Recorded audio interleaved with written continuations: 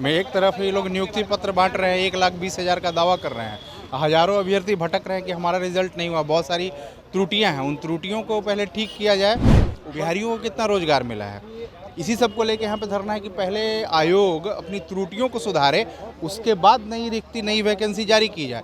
इतनी हड़बड़ी का क्या जरूरी है, इतना स्पीड ट्रेन बुलेट ट्रेन पकड़े हुए हैं के पाठक जी और जो बिहार सरकार है। बिहार सरकार लगभग घरों में दीप जला चुके हैं, इसका हम लोग समर्थन करते हैं।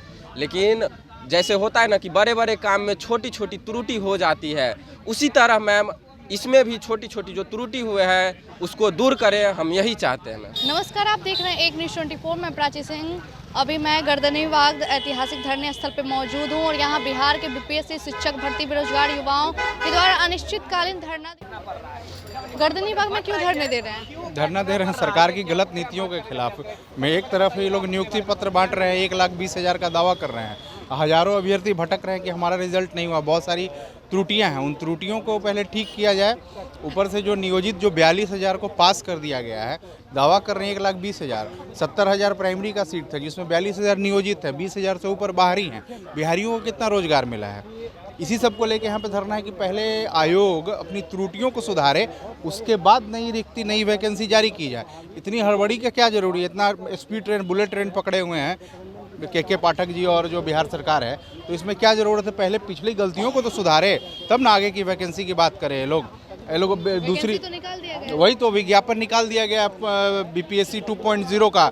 उससे पहले हर राज्य में वहाँ का स्टेट होता है, बीटेट होता है, यहाँ पे उसका कोई नामो निशान नहीं है, लेकिन सीधे वैकेंसी निकाली जा रही है हड़बड़ी में और गलत सलत कैंडिडेट को चुनाव कर लिया जा रहा है। इसी सब को लेकर धरना प्रदर्शन है कि जितनी त्रुटियां हैं और जो भी कैंडिडेट फर्जी तरीके से बहाल हुए हैं या जिनका डॉक्यूमेंट गलत है, उसको सही से जांच होनी चाहिए और क्लियरिफिकेशन होनी चाहिए। नियुक्ति प्रक्रिया का तरीका सही नहीं है, तो नियुक्ति पत्र बट गया। वही तो नियुक्ति पत्र बट जा रहा है। मुख्यमंत्री उप मुख्यमंत्री नियुक्ति पत्र दे रहे हैं और औपबंधिक दे रहे हैं, मतलब उनको खुद नहीं पता है कि मेरा कौन कैंडिडेट सही है कौन नहीं है, मतलब ओरिजिनल नियुक्ति पत्र नहीं है, वो कभी भी खारिज हो सकता है। तो जब नियुक्ति पत्र दे रहे हैं तो ओरिजिनल दीजिए। प्रोविजनल देने का मतलब इसको चुनावी मुद्दा बना दिया गया है। तो अगर नौकरी जब होती है तो वैकेंसी रेगुलर आनी चाहिए, लेकिन आप चुनावी मुद्दा बना के किसी वैकेंसी को वोट बैंक समझ लीजिएगा, ये तो गलत बात है। तो यही बिहार में हो रहा है और इसका नतीजा है कितने युवा जमा हुए हैं और ये धरना जब तक अनिश्चितकालीन चलेगा और हजारों लोग और आएंगे, क्योंकि बहुत लोग और दिवाली भी नजदीक है, ऐसे में धरने वही तो धरना ही चलेगा। छठ दिवाली का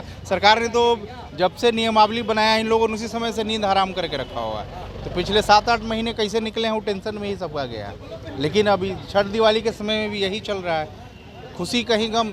तो ये लोग एक तरह नियुक्ति पत्र बांट रहे थे, लेकिन बिहार में तो गम का ही माहौल है, खुशी कहाँ गया पता ही नहीं चल रहा है। वही बात है। तो इतनी सारी त्रुटि को लेकर के धरना में बैठे हो कि इसको ठीक किया जाए। पहले चरण को तो अच्छे से कंप्लीट करें, तब दूसरे चरण की बात की जाए। इन्हीं को लेके हम लोग बैठे हुए हैं। कब तक ऐसे धरने पे बैठे रहेंगे? जी मैम, हम लोग को जब तक सरकार सेकेंड लिस्ट जारी नहीं कर देती है, जो नियोजित शिक्षक है उनको अपने ही सीट पर समायोजित करके राजकर्मी का दर्जा देते हुए, जो विभाग जैसा कि विभाग द्वारा बीपीएससी द्वारा बोला गया है कि हम जब तक सीटों को पूरा नहीं भरेंगे तब तक फर्स्ट मेरिट हो, सेकेंड हो, थर्ड हो, सब डालेंगे। तो हम चाहते हैं सरकार से या माननीय अतुल प्रसाद जी से कि आप जल्दी से जल्दी सेकेंड लिस्ट जारी करें। जी हम लोग का यही मैम, नियुक्ति पत्र बांट दिया गया, अच्छी बात है, लेकिन हम लोग का जो जैसा कि बिहार सरकार लगभग घरों में दीप जला चुके हैं, इसका हम लोग समर्थन करते हैं। लेकिन जैसे होता है ना कि बड़े बड़े काम में छोटी छोटी त्रुटि हो जाती है, उसी तरह मैम इसमें भी छोटी छोटी जो त्रुटि हुए हैं उसको दूर करें, हम यही चाहते हैं मैम। कब तक ऐसे बैठे रहेंगे? आपकी एज भी तो 38 है। 38 है, लास्ट एज में। जी। कब तक ऐसे बैठे रहेंगे? जब तक मांगे पूरी नहीं होगी तब तक बैठे रहेंगे। दिवाली नजदीक आ रहा है, दिवाली के अगर मेरी मांग अगर पूरी अगर हो जाती है तो हम लोग घर वापस हो जाएंगे, और नहीं तो अनशन पर बैठे रहेंगे। अनशन पे बैठे रहेंगे। जी, जब तक मांगे पूरी नहीं होगी तब तक बैठे क्या रहेंगे। लगता है यहाँ आके वो मांग पूरी करेंगे आप? तो अभी तक तो मांगे मतलब कि पूरी हो गई है बैठने पर, तो फिर जो है सेकेंड लिस्ट के लिए हम लोग बैठे हुए हैं। अब मात्र जो है 1 नंबर 2 नंबर से हम लोग जो पीछे है, और तैयारी भी तो नहीं है कि 1-2 वर्षों से हम लोग कर रहे थे।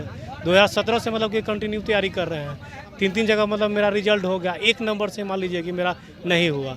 एज के हम अंतिम पड़ाव पर है। तो अतुल सर से मेरी मांग है नीतीश सरकार से मतलब मांग है। नीतीश सरकार अगर अतुल प्रसाद जी चेयरमैन नहीं अगर पूरा किया आपकी मांग को तो क्या कीजिएगा? तो धरना पर बैठे हुए रहेंगे।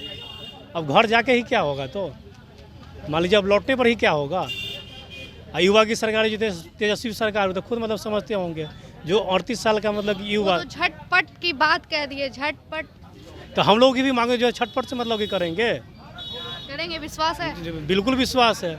और हम उनके क्षेत्र के, हम तो महुआ से मतलब क्या है वैशाली में। अरे तेजस्वी जी को तो व्यक्तिगत मतलब कि जानते हैं, साथ में मतलब कि बैठे हुए हैं। तो साथ में बैठे तो अरे उनके मीसा घर दीदी के पे साथ हम जाके बैठे आप हुए हैं। गुहार लगा सकते थे। अब वहाँ पर जाने का मौका मिलेगा तो, अरे हम तो मीसा दीदी के साथ भी मतलब कि फील्डिंग किए हुए हैं मधौल गांव में जो है सो।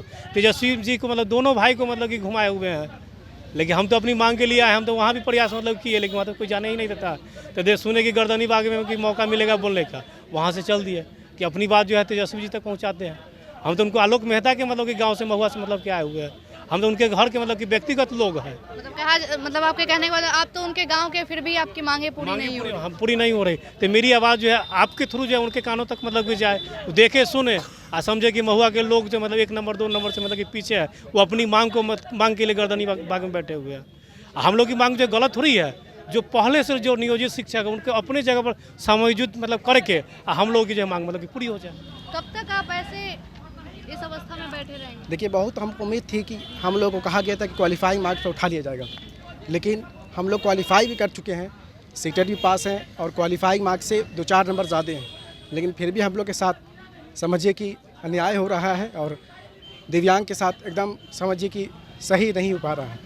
हम चाहते हैं कि सभी का जो क्वालिफाइंग मार्क्स सरकार सभी को ले और दिव्यांग को जो क्वालिफाइंग मार्क्स है उस पर सरकार उठा ले। हम लोग बहुत दूर से हम आ रहे हैं। कहाँ से आए? हम शेघाटी से आ रहे हैं, शेघाटी से आ रहे हैं और बहुत ही परेशान होकर हम आ रहे हैं समझिए। और ये भाई लोग बोले कि आप आइए, तो हम आए समझिए। और हम सरकार से मेरी यही विनती है कि दिव्यांग लोग को अपने क्वालिफाइंग मार्क्स पर ले लिया जाए। एक तरफ तेजस्वी यादव नौकरी के लिए दावे कर रहे हैं कि युवाओं को नौकरी दिया जाएगा, तो वहीं दूसरी तरफ यहाँ बीपीएससी के लोग छात्र आज यहाँ अनिश्चितकालीन धरने दे रहे हैं। दिवाली नज़दीक है, छठ नज़दीक है, तो कई के घरों में दीप जल गए, कई के घरों में खुशियाँ आ गई। तो ऐसे में यहाँ के जो बीपीएससी के जो छात्र हैं वो यहाँ पे गुहार लगा रहे हैं कि उनकी जो सेकंड लिस्ट जारी किया जाए। अतुल प्रसाद जी से निवेदन है कि वो दूसरी लिस्ट जारी कर दे। छठ का समय है, दिवाली नज़दीक है, इनके घरों में अगर इनकी जो मांग है पूरी हो जाएगी तो इनके यहाँ भी दिवाली के दिए जलाए जाएंगे। तो वहीं ये लोग नीतीश कुमार से गुहार लगा रहे हैं कि उनकी मांगे पूरी होनी चाहिए। ऐसे ही तमाम खबरों के लिए देखते रहे एक न्यूज़ 24। प्राची की रिपोर्ट, पटना। धन्यवाद।